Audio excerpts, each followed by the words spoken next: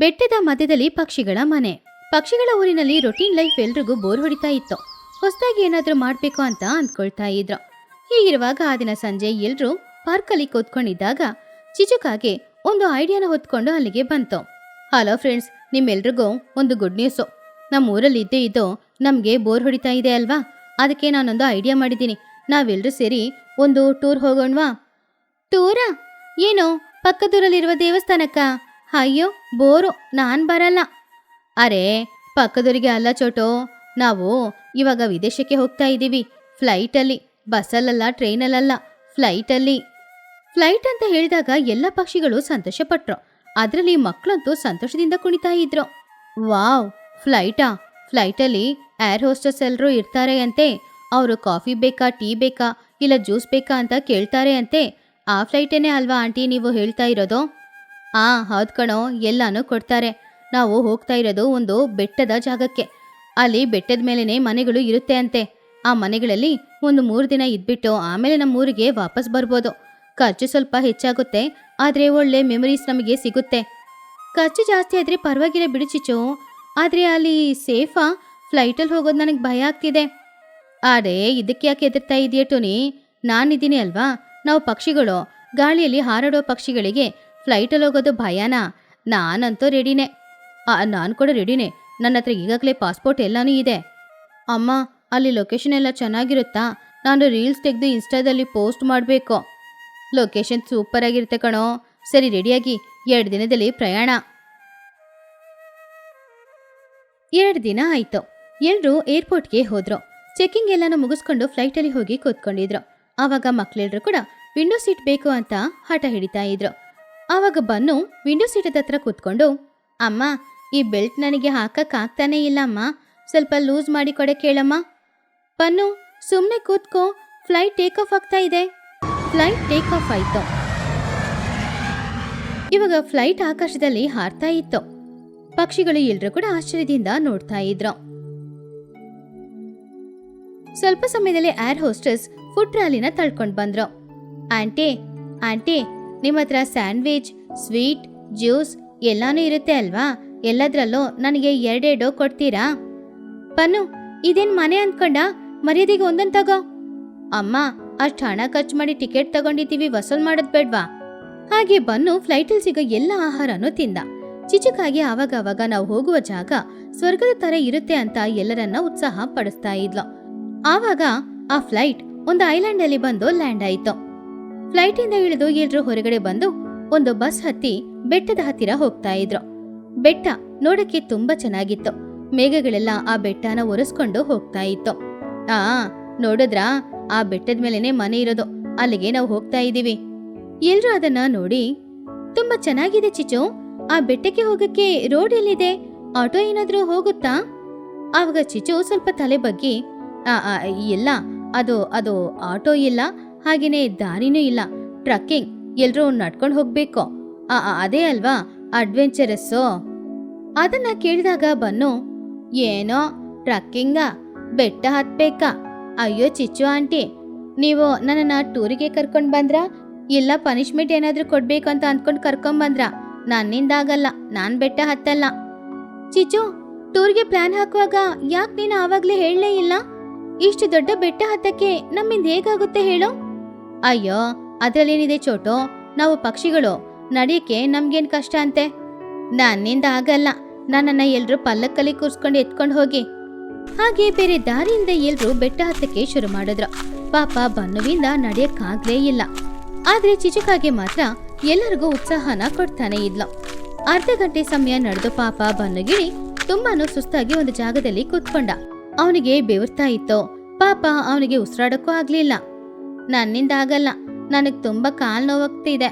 ಚಿಚ್ಚು aunty ಬೇಕು ಅಂತಾನೆ ಇಷ್ಟು ದೂರ ನಮ್ಮನ್ನ ನಡ್ಕೊಂಡು ಕರ್ಕೊಂಡು ಹೋಗ್ತಾ ಇದ್ದಾರೆ. ಚಿಚ್ಚು ಆಂಟಿ ಮೋಸ, ನಂಗೆ ಕೋಪ ಬರ್ತಿದೆ. ಬನ್ನು, ಹಠ ಹಿಡಿಬೇಡ ಕಣೋ, ಇನ್ನು ಸ್ವಲ್ಪ ದೂರನೇ, ಬಾ ಹೋಗೋಣ.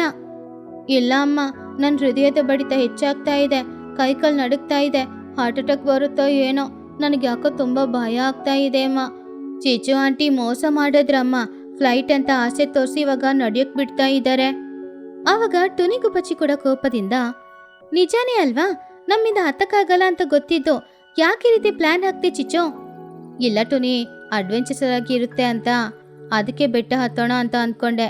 ಆ ಬನ್ನು ಮೇಲೆ ಜೇನಿರುತ್ತೆ, ಹಣ್ಣಿರುತ್ತೆ, ಬಾರೋ ಹೋಗೋಣ.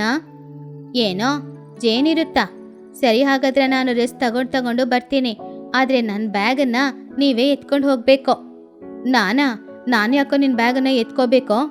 ಹಾಗಂತ ಬ್ಯಾಗನ್ನ ಎತ್ತಿ ನೋಡಿ, ಏನೋ ಇದು ಇಷ್ಟು ವೆಯ್ಟ್ ಆಗಿದೆ, ಇದ್ರಲ್ಲಿ ಏನು ಕಲ್ಲಿಟ್ಟಿದೀಯಾ? ಅಮ್ಮ ಕಲ್ಲಲ್ಲಮ್ಮ, ಅದ್ರಲ್ಲಿ ಅವ್ನು ತಿನ್ನಕ್ಕೆ ಸ್ನ್ಯಾಕ್ಸ್ಗಳನ್ನ ಇಟ್ಕೊಂಡಿದ್ದಾನೆ. ಚಿಚುಕಾಗಿ ಬೇರೆ ದಾರಿ ಇಲ್ಲದೆ ಬನ್ನು ಬ್ಯಾಗನ್ನ ಎತ್ಕೊಳ್ತು. ಬನ್ನು ಇವಾಗ ರಾಜನ್ ತರ ಕೈಯಲ್ಲಿ ಏನೇ ಲಗ್ಗೇಜ್ ಇಲ್ಲದೆ, ಅಮ್ಮ ಸೊಂಟ ನೋವು, ಅಯ್ಯೋ ಕಾಲ್ ನೋವು ಹಾಗಂತ ಹೇಳಿ ನಡೀತಾ ಇದ್ದ. ಆ ದಿನ ಮಧ್ಯಾಹ್ನದ ಸಮಯ ಆಯ್ತು. ಇನ್ನು ಅರ್ಧ ದೂರ ಕೂಡ ಯಾರೂ ಬಂದಿಲ್ಲ. ಆದ್ರೆ ಎಲ್ರಿಗೂ ತುಂಬಾನೇ ಟಯರ್ಡ್ ಆಗ್ತಿತ್ತು. ಬನ್ನು ಅಂತೂ ಅರ್ಧ ಗಂಟೆಗೆ ಒಂದ್ಸಲ ಕೂತ್ಕೊಂಡು ಬರ್ತಾ ಇದ್ದ. ಇವಾಗ ಲೂಸಿಗೂ ಕೂಡ ತುಂಬಾ ಟಯರ್ಡ್ ಆಗ್ತಿತ್ತು. ಅಯ್ಯೋ ಚಿಚು, ನೀನು ನಿನ್ನ ಪ್ಲಾನು ಬಾಯಿ ಮುಚ್ಕೊಂಡು ಮನೇಲಿ ಇದ್ದಿದ್ರೆ ಚೆನ್ನಾಗಿರ್ತಿತ್ತೋ ಏನೋ. ಇವಾಗ ಫ್ಲೈಟ್ಗೆ ಖರ್ಚು ಜಾಸ್ತಿ ಆಯ್ತು. ಇವಾಗ ನಮ್ಮೆಲ್ಲರನ್ನ ನಡ್ಸ್ಕೊಂಡು ಕರ್ಕೊಂಡು ಹೋಗ್ತಿದೀಯಾ. ಹೌದು ಚಿಚ್ಚು ಆಂಟಿ ಮೋಸ. ಚಿಚ್ಚು ಆಂಟಿ, ಇಲ್ಲಿ ನೀರು ಇಲ್ಲ ಕುಡಿಯಕ್ಕೆ. ನೀನ್ ಸ್ವಲ್ಪ ತಲೆ ಸತ್ತೋಗ್ತೀನಿ. ನನ್ನ ಆತ್ಮ ನಿಮ್ಮನ್ನ ಸುಮ್ಮನೆ ಬಿಡಲ್ಲ. ಅಯ್ಯೋ ಪಾಪ, ನನ್ನ ಮಗನ ನೋಡಿದ್ರೆ ನನ್ಗೆ ಬೇಜಾರಾಗ್ತಾ ಇದೆ. ಯಾಕೆ ಚಿಚ್ಚು ಈ ರೀತಿ ಮಾಡ್ದೆ? ಸುಮ್ಮನೆ ಇದ್ದಿದ್ರೆ ಅಲ್ಲೇ ಇರ್ಬೋದಾಗಿತ್ತಲ್ವಾ? ಪಾಪ ಚಿಚ್ಚುಕಾಗಿ ಬನ್ನು ಬ್ಯಾಗನ್ನ ಎತ್ಕೊಂಡು ಸುಸ್ತಾಗಿ, ಏನಿದು ಎಲ್ರು ನನ್ನನ್ನು ಯಾಕೆ ಬೈತಾ ಇದ್ದೀರಾ? ಎಲ್ರಿಗೋಸ್ಕರ ತಾನೇ ನಾನು ಪ್ಲಾನ್ ಹಾಕಿದ್ದು. ಇವಾಗ ಬನ್ನು ಬ್ಯಾಗ್ನ ನಾನ್ ತಾನೇ ಹೊತ್ಕೊಂಡು ಬರ್ತಿದ್ದೀನಿ. ಅರೆ ಎಲ್ರು ಅಲ್ಲಿ ನೋಡಿ, ಅಲ್ಲೊಂದು ಸರೋವರ ಇದೆ, ತುಂಬಾ ಚೆನ್ನಾಗಿದೆ, ನೀರ್ ಕುಡಿಯೋಣ. ಎಲ್ರು ಸರೋವರದ ಹತ್ತಿರ ಹೋಗಿ ಆ ತಂಪಾಗಿರುವ ನೀರನ್ನ ಕುಡಿದ್ರು. ಇವಾಗ ಎಲ್ರಿಗೂ ತುಂಬಾ ಶಕ್ತಿ ಸಿಕ್ತು. ಬನ್ನಿ, ಇನ್ನು ಬೆಟ್ಟ ಹತ್ತಕ್ಕೆ ಸುಮಾರು ದೂರ ಇದೆ. ಹಾಗಂತ ಹೇಳಿ ಪುನಃ ಪಕ್ಷಿಗಳು ಎಲ್ರು ಕೂಡ ಬೆಟ್ಟ ಹತ್ತಕ್ಕೆ ಶುರು ಮಾಡಿದ್ರು. ಹಾಗೆ ಬೆಟ್ಟ ಹತ್ತಿ ಸಂಜೆ ಸಮಯ ಅವರು ಬೆಟ್ಟದ ತುದಿಗೆ ಬಂದು ಸೇರಿದ್ರು. ಅಲ್ಲಿರುವ ಆ ದೃಶ್ಯವನ್ನು ನೋಡಿದಾಗ ಅವ್ರೆಲ್ರೂ ಕೂಡ ತುಂಬಾ ಆಶ್ಚರ್ಯಪಟ್ರು. ಇಷ್ಟೊತ್ತು ಪಟ್ಟ ಕಷ್ಟಗಳೆಲ್ಲಾನು ಮರ್ತೋಯ್ತು. ನಿಜವಾಗ್ಲೂ ಆ ಜಾಗ ಸ್ವರ್ಗದ ತರಾನೇ ಇತ್ತು. ಬೆಟ್ಟದ ತುದಿಯಲ್ಲಿ ಅಲ್ಲಲ್ಲಿ ಮನೆಗಳು, ಮಧ್ಯದಲ್ಲಿ ಒಂದು ಮರದ ಸೇತುವೆನೂ ಇತ್ತು. ಮೇಘಗಳೆಲ್ಲ ಆ ಮನೆನ ಮುಟ್ಕೊಂಡು ಹೋಗ್ತಾ ಇತ್ತು. ಪಕ್ಷಿಗಳ ಕಿಲಕಿಲ ಶಬ್ದದೊಂದಿಗೆ ಆ ಸ್ವರ್ಗ ಕಾಣಿಸ್ತಿತ್ತು. ಬನ್ನು ಸಂತೋಷದಿಂದ, ವಾವ್ ಚಿಚ್ಚು ಆಂಟಿ, ನೀವು ಸೂಪರ್, ನಿಜವಾಗ್ಲೂ ಒಂದು ಸ್ವರ್ಗಕ್ಕೆನೆ ಕರ್ಕೊಂಡು ಬಂದಿದ್ದೀರಾ ನೀವು. ಆ ಮನೆ ಚೆನ್ನಾಗಿದೆ, ಆ ಮನೇಲಿ ನಾನು ಇಟ್ಕೊಳ್ತೀನಿ. ವಾವ್ ಚಿಚು, ನಿಜವಾಗ್ಲೂ ಈ ಜಾಗ ತುಂಬಾ ಚೆನ್ನಾಗಿದೆ. ಇಷ್ಟೊತ್ತು ಕಷ್ಟಪಟ್ಟಿದ್ದೆಲ್ಲಾನು ಮರ್ತಾಯ್ತು. ಸಾರಿ ಚಿಚ್ಚು, ಒಳ್ಳೆ ಜಾಗ ಕರ್ಕೊಂಡು ಬಂದಿದೀಯಾ. ನಿನ್ನನ್ನು ನಾವು ಬೈದಿದ್ದು ತಪ್ಪೆ. ಆವಾಗ ಚಿಚ್ಚು ಸಂತೋಷದಿಂದ ಬನ್ನು ಬ್ಯಾಗನ್ನ ಕೆಳಗಡೆ ಹಾಕಿ, ಗೊತ್ತಾಯ್ತಾ, ನಾನು ನಿಮ್ಮೆಲ್ಲರನ್ನ ಕರ್ಕೊಂಡು ಬಂದಿರೋದು ಒಳ್ಳೆ ಜಾಗಕ್ಕೆ. ಈ ವಿಷಯ ಗೊತ್ತಿಲ್ಲದೆ ಎಲ್ರೂ ಬಾಯಿಗೆ ಬಂದ ಹಾಗೆ ಬೈತಾ ಇದ್ದೀರಾ. ಆ ದಿನ ಸಂಜೆ ಸಮಯ ಎಲ್ರೂ ಕ್ಯಾಂಪ್ ಫೈರ್ ಹಾಕೊಂಡು ಆ ಅಡವಿಲಿ ಸಿಗುವ ಹಣ್ಣುಗಳು ಹಾಗೇನೆ ಅವ್ರು ತಗೊಂಡು ಬಂದ ಸ್ನ್ಯಾಕ್ಸ್ ಎಲ್ಲಾನು ತಿಂದ್ರು. ಬನ್ನು ಗಿಳಿ ಕೂಡ ತುಂಬಾ ಸಂತೋಷದಿಂದ 4 ಪ್ಯಾಕೆಟ್ ಚಿಪ್ಸ್ಗಳನ್ನ ತಿಂದ. ಮರುದಿನ ಬೆಳಗ್ಗೆ ಎಲ್ರೂ ಆ ಅಡವಿನ ಸುತ್ತಾಡ್ಕೊಂಡು ಬರಕ್ಕೆ ಹೋದ್ರು. ಈ ಸಲ ಬನ್ನು ಏನು ಹೇಳಲೇ ಇಲ್ಲ. ಯಾಕಂದ್ರೆ ಹೋಗೋ ದಾರಿಯಲ್ಲಿ ಅವನಿಗೆ ತಿನ್ನಕ್ಕೆ ಹಣ್ಣುಗಳು ಸಿಗ್ತಾ ಇತ್ತು. ಹಾಗೇನೆ ಬಣ್ಣ ಬಣ್ಣದ ಚಿಟ್ಟೆಗಳನ್ನ ನೋಡ್ತಾ ಇದ್ರು. ಚಿನ್ನು ಸಾವಿರಾರು ಸೆಲ್ಫಿಗಳನ್ನ ತೆಗ್ದ. ಹಾಗೆ 2ನೇ ದಿನ ಎಲ್ರೂ ಸೇರಿ ಒಂದು ಸರೋವರಕ್ಕೆ ಹೋದ್ರು. ಅಲ್ಲಿ ನೀರಿನಲ್ಲಿ ಸಂತೋಷವಾಗಿ ಆಟಾಡ್ತಾ ಇದ್ರು. ಮಹಿ ಹದ್ದು ಸುಮಾರು ಮೀನುಗಳನ್ನ ಹಿಡಿತು. ಅವಳಿಗೋಸ್ಕರ ಮಾತ್ರವಲ್ಲದೆ ಎಲ್ರಿಗೋಸ್ಕರನೂ ಹಿಡಿದ್ಲು. ಆದ್ರೆ ಬನ್ನು ಮಾತ್ರ ನೀರಲ್ಲಿ ಇಳಿಲೇ ಇಲ್ಲ. ಮುಳುಗೋಗ್ತೀನೋ ಏನೋ ಅನ್ನುವ ಭಯ ಅವನಿಗೆ. ಹೀಗಿರುವಾಗ 3ನೇ ದಿನ ಎಲ್ರೂ ದೊಡ್ಡ ದೊಡ್ಡ ಮರಗಳಲ್ಲಿ ಉಯ್ಯಾಲೆ ಕಟ್ಟಿ ಆಟಾಡ್ತಾ ಇದ್ರು. ರಾತ್ರಿ ನಕ್ಷತ್ರಗಳನ್ನ ನೋಡಿ ಹೊರಗಡೆ ಮಲಗಿ ನಿದ್ರೆ ಮಾಡಿದ್ರು. ಅಮ್ಮ, ನಾವು ಇಲ್ಲೇ ಇದ್ಬಿಡೋಣವಾ? ಸ್ಕೂಲೇ ಇಲ್ಲ, ಹೋಮ್ವರ್ಕು ಇಲ್ಲ, ಇಲ್ಲೇ ಸಂತೋಷವಾಗಿರ್ಬೋದು. ಅದಕ್ಕೆ ಹಣ ಇಲ್ವಲ್ಲ, ಊರಿಗೆ ಹೋಗ್ಲೇಬೇಕು. ಹಾಗೆ 4ನೇ ದಿನ ಎಲ್ರೂ ತುಂಬಾನೇ ರಿಫ್ರೆಶ್ ಆಗಿದ್ರು. ಬೆಟ್ಟ ಹತ್ತುವಾಗ ಕಷ್ಟ ಅನ್ಸಿದ್ದು ಬೆಟ್ಟ ಇಳಿಯುವಾಗ ಕಷ್ಟ ಅನ್ನಿಸ್ಲಿಲ್ಲ. ಬನ್ನು ಕೂಡ ಈಸಿಯಾಗಿ ನಡ್ಕೊಂಡು ಬರ್ತಿದ್ದ. ಏನೋ ಬೆಟ್ಟ ಹತ್ತುವಾಗ ಬೈದೆ, ಇವಾಗ ಸೈಲೆಂಟ್ ಆಗಿದ್ಯಾ? ಆಂಟಿ ಸಾರಿ ಆಂಟಿ, ಆದರೆ ನೆಕ್ಸ್ಟ್ ಟೈಮು ಇಂಥ ಒಳ್ಳೆ ಜಾಗಕ್ಕೆ ಲಿಫ್ಟ್ ಇದ್ರೆ ನನ್ನನ್ನು ಕರ್ಕೊಂಡು ಬನ್ನಿ, ನನ್ನಿಂದ ಬೆಟ್ಟ ಹತ್ತಕ್ಕಾಗಲ್ಲ ಹಾಗಂತ ಹೇಳಿ ನಗಾಡ್ತಾ ಇದ್ದ. ಎಲ್ರೂ ಬಸ್ಸಲ್ಲಿ ಹತ್ತಿದ್ರು. ಈ ಸಲ ಫ್ಲೈಟಲ್ಲಿ ಹತ್ತಿದಾಗ ಎಲ್ರೂ ಟಯರ್ಡ್ ಆಗಿರೋದ್ರಿಂದ ಚೆನ್ನಾಗಿ ಮಲಗಿ ನಿದ್ರೆ ಮಾಡಿದ್ರು. ಆದರೆ ಬನ್ನು ಮಾತ್ರ ಪುನಃ ಏರ್ ಹೋಸ್ಟರ್ಸ್ನ ಕರೆದು ಏನೇನಿದೆಯೋ ಎಲ್ಲನೂ ತಗೊಂಡು ತಿಂತಾ ಇದ್ದ. ಅವರು ಊರಿಗೆ ಬಂದು ಸೇರಿದಾಗ ಮರೆಯಕ್ಕಾಗದೇ ಇರುವ ನೆನಪುಗಳೊಂದಿಗೆ ಬಂದ್ರು. ಸ್ವರ್ಗದ ತರ ಇರುವ ಜಾಗ ನೋಡ್ಬೇಕು ಅಂದ್ರೆ ಬೆಟ್ಟ ಹತ್ತೋದು ನ್ಯಾಯನೇ ಅಂತ ಮಾತಾಡಿ ಎಲ್ರೂ ಚಿಚುಕಾಗೆನ ಮೆಚ್ಕೊಳ್ತಾ ಇದ್ರು. ಹೈದರಾಬಾದಲ್ಲಿರುವ ಒಂದು ದೊಡ್ಡ ಐಟಿ ಕಂಪನಿಯಲ್ಲಿ ಬಿಸಿಯಾಗಿ ಕೆಲಸ ಮಾಡ್ತಾ ಇದ್ರು ಚಿನ್ನು ಹಾಗೂ ಬನ್ನು ಇಬ್ರು. ಆವಾಗ ಒಳಗಡೆ ಬುಜ್ಜಿಗೂ ಬಚ್ಚಿ ಬಂದ್ಲು. ಬುಜ್ಜಿ ಒಂದು ಫೈಲ್ನ ತೆಗೆದು ಮುಂದೆ ಇಟ್ಕೊಂಡು ಬಾಸ್ ಅನ್ನ ಬೈಯಕ್ ಶುರು ಮಾಡಿದ್ಲು. ಲೇ ಬನ್ನು, ಈ ಬಾಸ್ ಅವ್ರಿದ್ದಾರಲ್ವಾ, ಅವರು ಮನುಷ್ಯರಿಂದ ಹುಟ್ಟಿದ್ರ ಅಥವಾ ಈ ಸಿಸ್ಟಮ್ CPU ಇಂದ ಹೊರಗಡೆ ಬಂದ್ರ? ಸಂಕ್ರಾಂತಿ ಅಂದ್ರೆ ನಮಗೆಲ್ಲರಿಗೂ ಹಬ್ಬ, ಆದ್ರೆ ಇವರಿಗೆ ಮಾತ್ರ ಹೆಡ್ಲೈನ್ ನಲ್ಲಿ ಚಾಟ್ ಕಣೋ. ಬುಜ್ಜಿ, ನೀನು ವರ್ಕ್ ಮಾಡ್ಬೇಕು ಅಂತ ಹೇಳ್ತಿದ್ದಾರೆ. ಬುಜ್ಜಿ, ಏನಾಯ್ತು ಬುಜ್ಜಿ? ಮತ್ತೆ ನಿನ್ನ ಫೇವ್ರೆಟ್ ಬಾಸ್ ಯಾಕೆ ಬೈದ್ರು? ನಾ ಸಂಕ್ರಾಂತಿಗೆ ಊರಿಗೆ ಹೋಗ್ತೀನಿ ಅಂತ ಹೇಳಿದ್ರೆ ಬುಜ್ಜಿ ನಿನಗೆ ಇಲ್ಲೇ ತಿಂಡಿಗಳನ್ನ ಸ್ವಿಗ್ಗಿಯಲ್ಲಿ ಆರ್ಡರ್ ಮಾಡಿ ಕೊಡ್ತೀನಿ ಅಂತ ಹೇಳ್ತಿದ್ದಾರೆ. ಇವರಿಗೆ ಮನೆಯಲ್ಲಿ ಹೆಂಡತಿ ಕೊಡುವ ಟಾರ್ಚರ್ನ ತಡ್ಕೊಳಕ್ಕಾಗದೆ ನಮಗೂ ಆಫೀಸಿಗೆ ಬರಕ್ಕೇಳಿ ಟಾರ್ಚರ್ ಕೊಡ್ತಿದ್ದಾರೆ ಕಣೋ. ಓ ಬುಜ್ಜಿ, ಈ ಬಾಸ್ ಅನ್ನು ಬಿಡು. ನೀನು ಟಿಕೆಟ್ ಬುಕ್ ಮಾಡ್ದಾ ಇಲ್ವಾ? ಆಮೇಲೆ ಲಾಸ್ಟ್ ಮಿನಿಟ್ ಅಲ್ಲಿ ಟಿಕೆಟ್ ಸಿಗದಿದ್ರೆ ಲಾರಿ ಟೈರ್ನ ಹಿಡ್ಕೊಂಡು ಹೋಗ್ಬೇಕು. ಲೇ ಬನ್ನು, ನೀನು ಲಕ್ಷಗಟ್ಲೆ ಸಂಪಾದನೆ ಮಾಡ್ತಾ ಇದ್ದೀಯಾ, ಆದ್ರೆ ಬಸ್ ಟಿಕೆಟ್ ಬುಕ್ ಮಾಡು ಅಂದ್ರೆ ಕೈ ತೊಳೆದ್ ಬಿಡ್ತೀಯ. ಹೋಗಿ ಹೋಗಿ ನಾನ್ ನಿನಗೆ ಹೇಳ್ದೆ ನೋಡು. ಓ ಬುಜ್ಜಿ, ಸರಿ ಬಸ್ ಟಿಕೆಟ್ನೇ ಬುಕ್ ಮಾಡೋಣ ಅಂತ ನೋಡಿದ್ರೆ AC ಬಸ್ ಟಿಕೆಟ್, ಅಯ್ಯೋ ಆ ರೇಟ್ ನೋಡಿದ್ರೆ ನನ್ನ ಎದೆನೇ ಒಡೆದೋಗುತ್ತೆ. ಬನ್ನು ಫೋನ್ ತೆಗೆದು ರೇಟ್ ನೋಡಿ ತುಂಬಾ ಶಾಕ್ ಆದ. ಲೇ ಬನ್ನು, ಏನೋ ಇದು ರೇಟು 5,000ನ? ಫ್ಲೈಟ್ ಟಿಕೆಟ್ ಎಲ್ಲ ಹೀಗೆ ಬಸ್ ಟಿಕೆಟಿಗೆ ಮಾಡಿದ್ರೆ ನಾವೇನೋ ಮಾಡೋದು? ಈ ಸಲ ಲಕ್ಷಗಟ್ಲೆ ಖರ್ಚಾದ್ರೂ ಕೂಡ ಏನಾದ್ರೂ ಸರಿ ನಾವು ಊರಿಗೆ ಹೋಗ್ಬೇಕು. ಆ ಬಾಸಿಗೆ ಎಷ್ಟು ಧೈರ್ಯ ಕಣೋ, ನಮ್ಮನ್ನೇ ಊರಿಗೆ ಹೋಗೋದ್ ಬೇಡ ಅಂತ ಹೇಳಲಿಕ್ಕೆ. ಈ ಸಲ ಏನಾದ್ರೂ ಸರಿ, ತಲೆ ಕೆಳಗಾದ್ರೂ ಸರಿ, ನಾವು ಊರಿಗೆ ಹೋಗ್ಲೇಬೇಕು. ನಮ್ಮನ್ನ ತಡಿಯಕ್ಕೆ ಯಾರಿದ್ದಾರೆ? ಆಫೀಸ್ ID ಕಾರ್ಡ್ ನೋಡಿದ್ರೆ ನಮ್ಮ ಸೆಕ್ಯೂರಿಟಿ ಗಾರ್ಡ್ ಮಾತ್ರ ಮರ್ಯಾದೆ ಕೊಡ್ತಾರೆ. ಅವ್ರನ್ನ ಬಿಟ್ಟು ಬೇರೆ ಯಾರು ಮರ್ಯಾದೆ ಕೊಡಲ್ಲ. ನಮ್ಮ ತಾಯಿ ಮಾಡಿ ಕೊಡುವ ಕಜಾಯ ತಿಂದ್ರೇನೆ ಈ ಸಾಫ್ಟ್ವೇರ್ ತಲೆನೋವು ಬಿಟ್ಟೋಗುತ್ತೆ. ಹಾಗೆ ಅವ್ರ 3 ಜನನೂ ಸೇರಿ ರೇಟ್ ಜಾಸ್ತಿ ಇದ್ರೂ ಪರವಾಗಿಲ್ಲ ಅಂತ ಹೇಳಿ AC ಬಸ್ಸನ್ನ ಬುಕ್ ಮಾಡಿ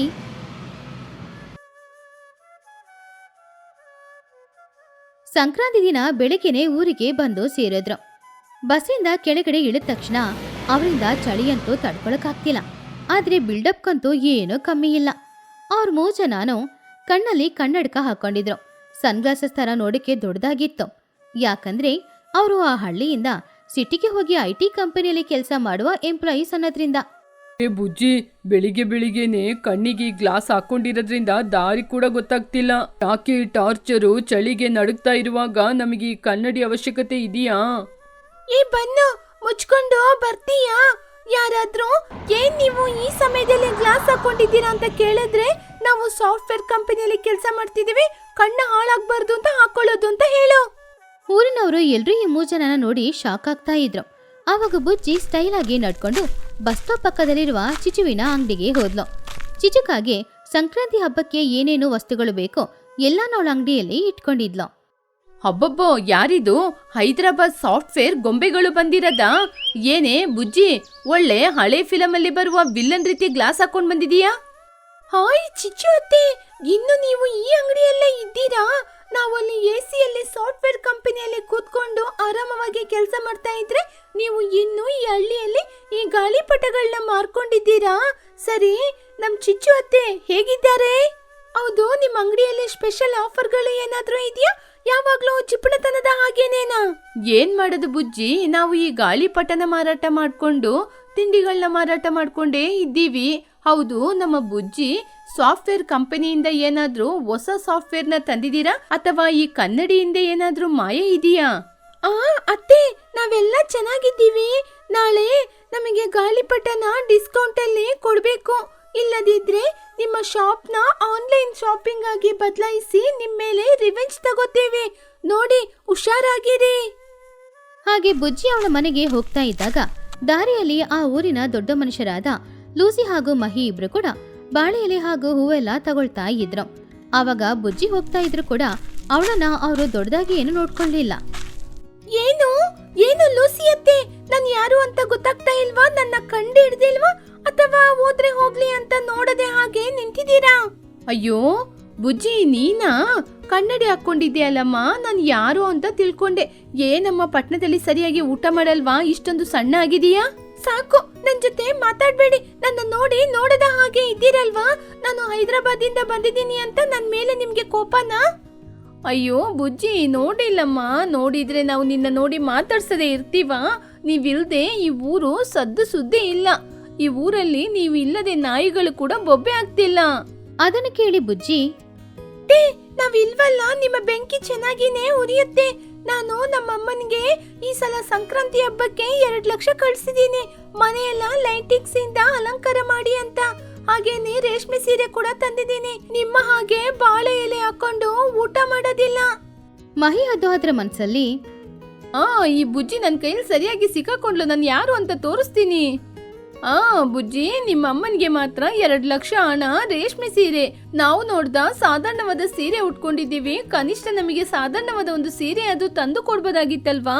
ದೊಡ್ಡ ದೊಡ್ಡ ಮಾಲಲ್ಲಿ ಬಟ್ಟೆನ ತೆಗ್ದಿರ್ತೀಯಲ್ವಾ? ಹಳೆ ಸೀರೆ ಏನಾದ್ರೂ ತಗೊಂಬಂದ ಏನೋ? ಅಯ್ಯಯ್ಯೋ, ಈ ಮುದುಕಿ ಬಾಯಿಯನ್ನು ಸುಮ್ನೆ ನಾನು ಟಚ್ ಮಾಡ್ಬಿಟ್ಟೆ. ಸುಮ್ನೆ ಹೋಗಿರ್ಬೋದು. ನಾನು ಇವಾಗ ಎಸ್ಕೇಪ್ ಆಗ್ಬೇಕು. ಅಯ್ಯೋ ಅತ್ತೆ, ಇಲ್ಲಿ ಸೀರೆಗಳೆಲ್ಲ ಚೆನ್ನಾಗಿಲ್ಲ. ನೆಕ್ಸ್ಟ್ ಟೈಮ್ ನಾನು ಬರುವಾಗ ಪಟ್ನದಿಂದನೇ ನಿಮಗೋಸ್ಕರ ಒಳ್ಳೆ ಸೀರೆನ ತರ್ತೀನಿ. ಇವಾಗಷ್ಟೇ AC ಬಸ್ಸಲ್ಲಿ ಕೂತ್ಕೊಂಡ್ ಬಂದಿದಲ್ವಾ, ಕಾಲೆಲ್ಲ ತುಂಬಾ ನೋವಾಗ್ತಿದೆ. ನಮ್ಮಮ್ಮ ನನ್ಗೋಸ್ಕರ ಕಾಯ್ತಾ ಇರ್ತಾಳೆ. ನಾನ್ ನಿಮ್ನ ಆಮೇಲೆ ಬಂದು ನೋಡ್ತೀನಿ. ಹಾಗಂತ ತಪ್ಪಿಸ್ಕೊಂಡು ಅಲ್ಲಿಂದ ಹೋಗ್ಬಿಟ್ಲು. ಬುಜ್ಜಿನಿಂದ ಹೋದ್ಮೇಲೆ ಮಹಿ ಹಾಗೂ ಲೂಸಿ ಇಬ್ರು ಕೂಡ ಬಿದ್ದು ಬಿದ್ದು ನಗಾಡ್ತಾ ಇದ್ರು. ನೋಡ್ದ ಲೂಸಿ, ನಮ್ಮ ಬುಜ್ಜಿ ಎಷ್ಟು ಬುದ್ಧಿವಂತಿಕೆ ಹುಡುಗಿ ಅಂತ. ಅವಳು ನಗ್ನಗ್ತ ನಮ್ ಜೊತೆ ಮಾತಾಡ್ಕೊಂಡು ಅವ್ರ ತಾಯಿನ ಕೂಡ ತುಂಬಾ ಚೆನ್ನಾಗಿ ನೋಡ್ಕೋತಿದ್ದಾಳೆ. ಹೌದೌದು, ಪಾಪ ತುಂಬಾ ಒಳ್ಳೆ ಹುಡುಗಿ. ತುನಿ ಪಡುವ ಕಷ್ಟ ಈ ಹುಡುಗಿಯ ನಗುವಿನ ಹಿಂದೆನೆ ಮಾಯವಾಗುತ್ತೆ. ಈ ಹುಡುಗಿಯ ಸಂಭ್ರಮ ಎಲ್ಲ ಅವ್ರ ತಾಯಿನ ಸಂತೋಷ ಪಡಿಸ್ಲಿಕ್ಕೆ ಅಂತ ನಮಗ್ ಗೊತ್ತಿಲ್ವಾ? ಹಾಗೆ ಅವರಿಬ್ರು ಮಾತಾಡ್ತಾ ಇದ್ದಾಗ್ಲೇ ಈ ಕಡೆ ಬುಜ್ಜಿ ಮನೆಗೆ ಬಂದ್ಲು. ಬುಜ್ಜಿನ ನೋಡಿದ ತಕ್ಷಣ ಅವಳ ತಾಯಿಯಾದ ಟೊನೆಗುಬ್ಬಚ್ಚಿ ತುಂಬಾನು ಸಂತೋಷ ಪಟ್ಲು. ಬುಜ್ಜಿ ಮಗಳೇ, ಬಂದಿಯಮ್ಮ? ಬಾಮ್ಮ, ನಿನ್ಗೋಸ್ಕರ ಎಲ್ಲಾ ತಿಂಡಿಗಳನ್ನ ಮಾಡಿಟ್ಟಿದೀನಿ. ನೀನೋಗಿ ಕೈಕಲ್ ಮುಖ ತೊಳ್ಕೊಂಬಾ. ನಿನಗೆ ಎಲ್ಲನೂ ತೆಗೆದುಕೊಡ್ತೀನಿ, ಆರಾಮವಾಗಿ ತಿನ್ನುವೆ ಅಂತೆ. ಬುಜ್ಜಿ ಹೊಟ್ಟೆ ತುಂಬಾ ತಿಂದು ಮನೆ ಹೊರಗಡೆ ಕೂತ್ಕೊಂಡಿದ್ದಾಗ ಬನ್ನೋಳಿಗೆ ಕಾಲ್ ಮಾಡ್ದ. ಜಿ, ನಾವು ಎಲ್ಲಾದ್ರೂ ಹೊರಗಡೆ ಹೋಗೋಣ. ಮನೇಲಿರ್ಲಿಕ್ಕೆ ತುಂಬಾನೇ ಬೋರ್ ಆಗ್ತಿದೆ. ಚುನ್ನಿಗೆ ಒಂದ್ ಕಾಲ್ ಮಾಡಿ ಲೈನಿಗೆ ತಗೋ. ಆವಾಗ ಚಿನ್ನು ಲೈನಲ್ಲಿ ಬಂದು, ಲೇ ಚಿನ್ನು, ನಿಮ್ಮ ಅಂಗಡಿಯಲ್ಲಿ ಲೈಟಿಂಗ್ಸ್, ಗಾಳಿಪಟ ಎಲ್ಲಾನು ಇದೆ ಅಲ್ವಾ? ಅದನ್ನೆಲ್ಲ ತಗೊಂಬಾ. ಊರೊಳಗೆ ಹೋಗಿ ನಾವ್ ಯಾರು ಅಂತ ಎಲ್ರಿಗೂ ತೋರಿಸ್ಬೇಕಲ್ವಾ? ಒಂದ್ ರೌಂಡ್ ಹಾಕಿ ಬರೋಣ. ಅಯ್ಯೋ ಬುಜ್ಜಿ, ನನಗೆ ಅಂಗಡಿಯಿಂದ ತೆಗಿಯಕ್ಕಾಗಲ್ಲ. ನಮ್ಮ ಅಮ್ಮ ನನ್ನ ಕೈಕಾಲೇ ಮುರಿದು ಬಿಡ್ತಾರೆ. ಹಬ್ಬದ ದಿನ ಯಾಕೆ ಏಟು ತಿನ್ನೋದು? ಹಣ ಕೊಟ್ಟೆ ತಗೊಳ್ಳೋಣ. ಲೇ ಚಿನ್ನು, ನಿನ್ನ ಅಂಗಡಿಯಿಂದ ಯಾರೋ ತರ್ಲಿಕ್ಕೆ ಹೇಳಿದ್ದು, ಹಣ ಕೊಟ್ಟೆ ತರ್ಲಿಕ್ಕೆ ಹೇಳಿದ್ದು. ಹಣ ಕೊಟ್ಟು ತರದಂದ್ರೆ ನಿನ್ ಜೋಬಿಂದ 1 ರೂಪಾಯಿನೂ ನೀನು ಹೊರಗಡೆನೆ ತೆಗೆಯೋದಿಲ್ಲ. ಬುಜ್ಜಿ, ಇವನ್ನ ಜಿಪುಣರ ಸಂಘಕ್ಕೇನೆ ಲೀಡರ್ ಮಾಡಿ ಬಿಡ್ಬೇಕು. ಸರಿ ಕಣೋ, ತಗೊಳ್ಳೋಣ. ಏ ಚಿನ್ನು, ನೀನ್ ನನ್ಗೆ 10,000 ರೂಪಾಯಿ ಕೊಡ್ಬೇಕು. ಈ ಹಣದ ಜೊತೆಗೆ ಮೊನ್ನೆ ನಾವು ಪ್ರಭಾಸ್ ಅಣ್ಣ ಫಿಲಂಗೆ ಹೋಗಿದ್ದವಲ್ಲ, ಆ ಟಿಕೆಟಿಗೆ ಕೂಡ ನಾನೇ ತಾನೇ ದುಡ್ಡು ಹಾಕಿದ್ದು, ಅದನ್ನು ಕೊಡ್ಬೇಕು. ನೀ ಹಣ ಕೊಟ್ರೆ ಮಾತ್ರ ಈ ಹಬ್ಬಕ್ಕೆ ನಮ್ಮಿಂದ ಪಾರ್ಟಿ ಮಾಡಕ್ಕಾಗೋದು. ಅಯ್ಯೋ ಬುಜ್ಜಿ, ಎಲ್ಲನೂ ಸೇರಿ ಒಂದೇ ಸಲ ಕೊಟ್ಬಿಡ್ತೀನಿ. ಯು ಡೋಂಟ್ ವರಿ ಬುಜ್ಜಿ. ಸರಿ ಕಣೋ ಚಿನ್ನು, ನಿಮ್ಮ ಅಂಗಡಿ ಇದೆ ಅಲ್ವಾ, ಆ ಮೂಲೆಗೆ ಬಂದ್ಬಿಡು. ಸರಿ ಅಂತ ಹೇಳಿ ಅವ್ರ 3 ಜನನು ಅವರ ಮನೆ ಪಕ್ಕದಲ್ಲಿ ಭೇಟಿಯಾದ್ರು. ಕಣೋ ಚಿನ್ನು, ನಾವು ಕೂತ್ಕೊಂಡು ಸ್ಪ್ರೈಟ್ ಕುಡಿಯೋಣ. ನೀನು ಹೋಗಿ ಆ 2 ಲೀಟರ್ ಸ್ಪ್ರೈಟ್ ತಗೊಂಬ. ಎಲ್ಲರೂ ಇಲ್ಲೇ ಕೂತ್ಕೊಂಡು ಕುಡಿಯೋಣ. ಏನು 2 ಲೀಟ್ರ್? 2 ಲೀಟ್ರ್ ನಮಗೆ ಜಾಸ್ತಿ ಆಗುತ್ತೆ. ಗ್ಯಾಸ್ ಜಾಸ್ತಿ ಆದ್ರೆ ಒಳ್ಳೇದಲ್ಲ. ಲೇ ಚಿನ್ನು, ಯಾಕೋ ನೀನು ಇಷ್ಟೊಂದು ಜಿಪಡತನ ಇದ್ದೀಯಾ? ನೀನು ಜಿಪಡತನಕ್ಕೆ ಬ್ರಾಂಡೆಡ್ ಆಗಿ ಬೆಳಿತಾ ಇದ್ದೀಯ. ಇಲ್ಲಿ ನೋಡೋ, ಹಣವನ್ನು ಖರ್ಚು ಮಾಡೋ. ಯಾಕೋ ಹಿಂಗ್ ಮಾಡ್ತಾ ಇದ್ದೀಯಾ? ನಮ್ ಜೊತೆ ಇದ್ಕೊಂಡು ಹಿಂಗ್ ಮಾಡಿದ್ರೆ ಕೈಕಲ್ ಕಟ್ಟಿ ಎತ್ತಿ ಬಿಸಾಕ್ಬಿಡ್ತೀನಿ. ಬುಜ್ಜಿ ಬನ್ನು ಇಬ್ರು ಸೇರಿ ಗಾಳಿಪಟ ಹಾರಿಸ್ತಾ ಇದ್ರು. ಆವಾಗ ಚಿನ್ನು ಕೂತ್ಕೊಂಡು ಸ್ಪ್ರೈಟ್ ಬಾಟಲ್ನ ಪಕ್ಕದಲ್ಲಿ ಇಟ್ಕೊಂಡು ಅವನ್ ಮನ್ಸಲ್ಲಿ, ಬುಜ್ಜಿ ಬಂದ್ರೆ ನನಗೆ ಕೊಡದೇ ಇಲ್ಲ, ಅವಳೇ ಖಾಲಿ ಮಾಡ್ತಾಳೆ. ಇವರು ಗಾಳಿಪಟ ಬಿಡುವ ಜೋಶಲ್ಲಿದ್ದಾರೆ, ನಾನ್ ಕುಡಿತೀನಿ. ಚಿನ್ನು ಯಾರಿಗೂ ಗೊತ್ತಿಲ್ಲದೆ ಅರ್ಧ ಬಾಟಲ್ ಕುಡಿದು ಅಲ್ಲಿಟ್ಟ. ಆವಾಗ ಬುಜ್ಜಿ ಅಲ್ಲಿಗೆ ಬಂದ್ಲು. ಲೇ ಚಿನ್ನು, ಏನು ನೀನು ಯಾರಿಗೆ ಗೊತ್ತಿಲ್ಲದೆ ಅರ್ಧ ಬಾಟಲ್ ನೀನೇ ಕುಡಿದು ಬಿಟ್ಟೆ? ನಿನ್ನ ನಾನು ಸುಮ್ನೆ ಬಿಡಲ್ಲ ಕಣೋ. ಬುಜ್ಜಿ ಚಿನ್ನುನ ಹೊಡೆಕೆ ಹೋದ್ಲು. ಚಿನ್ನು ಓಡ್ ಹೋಗ್ತಾ ಇದ್ದ. ಅವಾಗ ಗಾಳಿಪಟ ಹಾರಿಸೋದನ್ನ ನಿಲ್ಸಿ ಬನ್ನು ಕೂಡ ಅವ್ರ ಹಿಂದೆನೆ ಬಂದ. 3 ಜನನು ಊರೆಲ್ಲ ತಿರುಗಾಡ್ತಾ ಇದ್ರು. ಚಿನ್ನು ಸಿಗ್ಲೇ ಇಲ್ಲ. ತುಂಬಾನು ಸುಸ್ತಾಗಿರೋದ್ರಿಂದ ಬುಜ್ಜಿ ಒಂದು ಮರದ ಕೆಳಗಡೆ ನಿಂತ್ಕೊಂಡಿದ್ದಾಗ ಆವಾಗ್ಲೇ ಬಸವಣ್ಣನನ್ನ ಕರ್ಕೊಂಡು ಒಬ್ಬ ವ್ಯಕ್ತಿ ಊರ್ ಕಡೆ ಬರ್ತಾ ಇದ್ದ. ಅವನನ್ನು ನೋಡಿದ ಬುಜ್ಜಿಗೆ ಚಿನ್ನ ಮೇಲೆ ಕೋಪ ತೀಸ್ಕೊಳ್ಳಕ್ಕೆ ಅವಳಿಗೆ ಅದೊಂದು ಅವಕಾಶ ತರ ಅನಿಸ್ತು. ಅಲೋ ಬಸವಣ್ಣ, ನಿಲ್ಲಿ. ನಿಮ್ಮ ಆಶೀರ್ವಾದ ನಮ್ಮ ಚಿನ್ನು ಅವರಿಗೆ ತುಂಬಾ ಮುಖ್ಯ. ಯಾರಾದ್ರೂ ಏನಾದ್ರೂ ಕೊಟ್ರ ನಿಮಗೆ? ಇಲ್ಲಮ್ಮ, ಇವಾಗಷ್ಟೇ ಈ ಊರಿಗೆ ಬರ್ತಾ ಇದ್ದೀನಿ. ಎಲ್ಲರೂ ಜಿಪುಣರಾಗಿದ್ದಾರೆ ಈ ಊರಲ್ಲಿ. ಹಾಗಾದ್ರೆ ನಾನು ಹೇಳುವ ಹಾಗೆ ಮಾಡ್ತೀರಾ? ನೀವು ನನ್ ಮನೆಗೆ ಹೋಗಿ ನಮ್ ತಾಯಿ ಹೆಸರು ಚಿಚ್ಚು, ನಾನ್ ಕಳ್ಸಿದ್ದು ಅಂತ ಹೇಳ್ಬೇಡಿ. ಅವ್ರು ನಿಮಗೆ ಬೇಕಾಗಿದ್ನ ದಾನ ಮಾಡ್ತಾರೆ. ನಿಮ್ಮ ಚಿನ್ನು ಸರ ಇಲ್ಲಿ ಕಳ್ಸಿದ್ದು ನಿಮ್ಮ ಆರೋಗ್ಯಕ್ಕೋಸ್ಕರ ಅವರು ದೊಡ್ಡ ಯಾಗವನ್ನೇ ಮಾಡ್ತಾ ಇದ್ದಾರೆ. ಅದಕ್ಕೆ ಒಂದು 10 ಕೆಜಿ ಅಕ್ಕಿ ಬೇಕು, ಕಾಣಿಕೆ ಕೂಡ ಕೊಡ್ಬೇಕು. ಧಾನ್ಯಗಳನ್ನ ಕೂಡ ನೀವು ನಮಗೆ ದಾನ ಮಾಡ್ಬೇಕು. ನೀವು ಚೆನ್ನಾಗಿರ್ತೀರಾ? ಎಲ್ಲ ನಿಮ್ಮ ಚಿನ್ನು ಸರ ಕೃತಜ್ಞತೆ ಅಂತ ಹೇಳಿ. ಅಮ್ಮ, ಸರಿ ಸರಿ, ನಾನು ಹೊರಡ್ತೀನಿ. ನನಗೆ ಅಡ್ರೆಸ್ ಹೇಳ್ತೀರಾ? ಬಸ್ ಅಂಗಡಿ ಪಕ್ಕ ದೊಡ್ಡ ಜಿನ್ಸಿ ಅಂಗಡಿ ಇದೆ. ಚಿಚ್ಚು ಅವರ ಅಂಗಡಿ ಅಂದ್ರೆ ಯಾರಾದ್ರೂ ಹೇಳ್ತಾರೆ. ಆವಾಗ ಬುಜ್ಜಿ ಅವಳ ಮನ್ಸಲ್ಲಿ ಅಲ್ಲಿ ಇರೋದ್ನೆಲ್ಲ ಎತ್ಕೊಂಡೋಗ್ಲಿ. ಬನ್ನು ಅದನ್ನ ನೋಡಿ ನಗಾಡ್ತಾ ಇದ್ದ. ಸ್ವಲ್ಪ ಸಮಯದಲ್ಲಿ ಚಿನ್ನು ಆ ಕಡೆ ಬಂದ. ಅವನ್ ಮುಖ ಬಾಡಿ ಹೋಗಿತ್ತು. ಏನೋ ಆಯ್ತು, ಯಾಗ ಸಕ್ಸಸ್ ಆಯ್ತಾ?